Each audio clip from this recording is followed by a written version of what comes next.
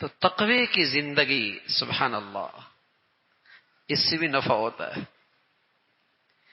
یہ بھی زندگی کی مشکلات میں کام آتا ہے، اس سے بھی زندگی میں آسانیاں آتی ہیں. اور تقوی نہیں ہے تو میرے عزیزو معافی مانگنا شروع کر دے. اور کیا ہی اچھا ہے کہ جب بھی موقع ملے رات سونے سے پہلے آج کے دن کی کمیاں کوتاہیوں سے اللہ تعالیٰ کے دربار میں بیٹھ کر معافی تلافی کر لوں.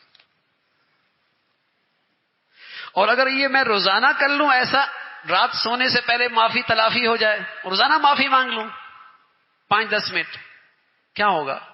حکیم الامہ تھانوی رحمۃ اللہ علیہ فرمایا کرتے تھے 2 باتوں میں سے ایک چیز ہوگی، یا تو اس کی زندگی سے گناہ ہی ختم ہو جائیں گے اور اسے اللہ تقوی نصیب فرما دے گا. اس لیے کہ جب روز معافی تلافی کر لے گا تو شیطان سر پیٹے گا، اپنے سر پہ مٹی ڈالے گا کہ میری محنت روز شام کو ضائع ہو جاتی، اور صرف ضائع نہیں ہوتی، یہ معافی پہ کمائی بھی کر لیتا ہے،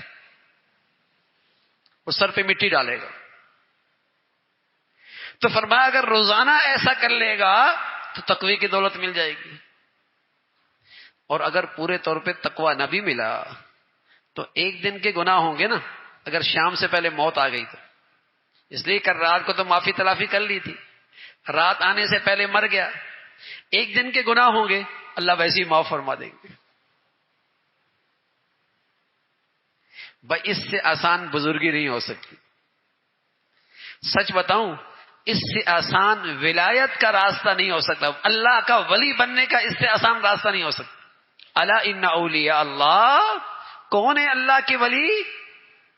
جو ایمان کے بعد تقوی اختیار کرتا. اور فرمایا وہ آدمی بھی متقی ہے، وہ آدمی بھی اللہ کا ولی ہے جس سے غلطی ہو جائے اور فوراً معافی مانگ لے، جس سے غلطی ہو جائے اور فوراً معافی مانگ لے. والذین اذا فعلوا فاحشة او ظلموا انفسهم ذکروا اللہ فاستغفروا لذنوبہم، یہ بھی متقی ہے.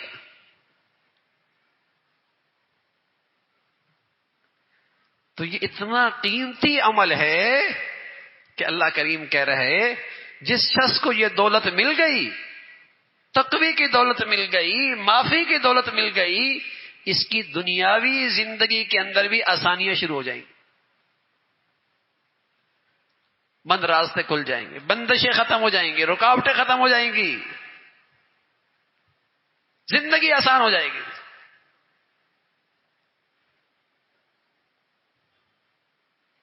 دنیا ہو یا دین ہو، دنیا ہو یا دین ہو، دونوں کی حاجات کو پورا کرنے کا سب سے مؤثر نسخہ تقوی اور استغفار ہے. دنیاوی حاجت ہو یا دینی حاجت ہو. دینی حاجت کیسے؟ تہجد میں نہیں اٹھا جا رہا، معافی مانگ کے سوتا ہے، دن بھر تقوی کے ساتھ گزارتا ہے، اس کی برکت سے اللہ اس کی حاجت پوری کر دے، تہجد میں اٹھنا آسان ہو جائے گا. فجر کی جماعت نہیں ملتی، دینی حاجت ہے، فجر کی جماعت میں کوتاہی ہوتی ہے، دن بھر تقوی اختیار کرے، سچی معافی کر کے سوئے، اللہ فجر کی جماعت نصیب فرما دے گا. دنیاوی حاجت ہو یا دینی حاجت ہو، یہ 2 عمل ایسے ہیں جن کا نفع 100% یقینی ہے.